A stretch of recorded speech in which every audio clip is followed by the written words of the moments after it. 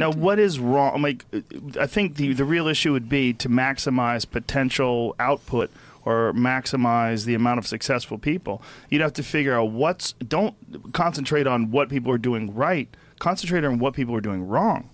Like, what are the people doing wrong that are failing? Whether in any creative endeavor. That's partly why we put together. Sorry, just give me 1 minute. Sure. That's partly why we put together the Future Authoring Program, because we were trying to figure out what made people successful. And one of the things that makes people successful is they specify a target and then aim at it. Right? Because if you're all over the place, we do know in a relatively functional society like ours, we know what predicts success. IQ and conscientiousness are the biggest predictors of success. Now, there's a genetic lottery thing going on there that's kind of rough. But it does say that smart people who work hard are disproportionately likely to succeed. And then you might also say, well, you want to remove the impediments from people who have those capabilities so that they can move forward. And one of the predictors of success as well is to decide what your success is going to be and then work hard in that direction. And that actually works. So I think that is a very useful thing to do. And that's, well, like I said, that's partly why we've been working in that direction. So... But there's other problems that it still doesn't solve. Like one of them is, if you don't have any money, it's really hard to get some.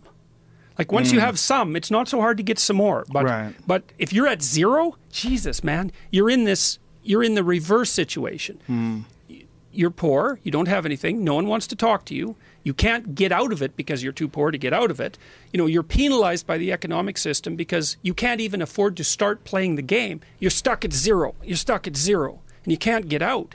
And the revolutionary types, you know, they go to the people who are stuck at zero and they say, hey, you're stuck at zero. Why don't you burn the whole goddamn thing to the ground? Right. Because maybe in the next iteration you won't be stuck at zero. And for young men, that's a hell of a call. Right. Because they're already... let's call them expendable biologically, and that makes them more adventurous and risk-taking. Right. If someone says, and maybe that's why they wear the Che Guevara t-shirt, it's like, hey, I'm stuck at zero. Well, I'd rather be with the romantic who's burning the whole thing to the ground than to just, you know, to stay locked in my immobile position.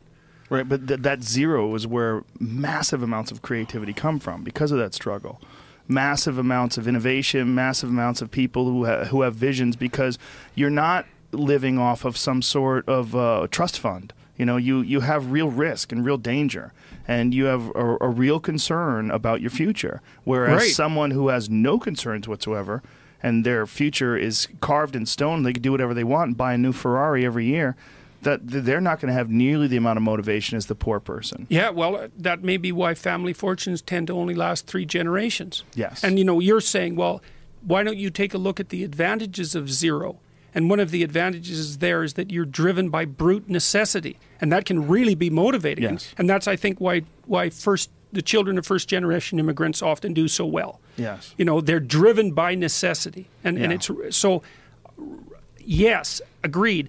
However, I would still say, you know, the zero issue is there are levels of absolute privation that are so intense that all the goodwill in the world won't get you out of zero. Right. If you're living in a third world country in some very small village with no way out whatsoever, that is the zero of zero. You're in Tanzania on the river, people are getting eaten by crocodiles in your village, you're fucked. Yeah, yes. Zero is like a magnet. Yeah. It just holds you there. Yeah, it's a black hole. Having a little, very little, maybe that motivational state. It's actually generative. Right. There's a difference. And then what's really bizarre is those people in that village might be happier than the people who live in a gated community in Beverly Hills.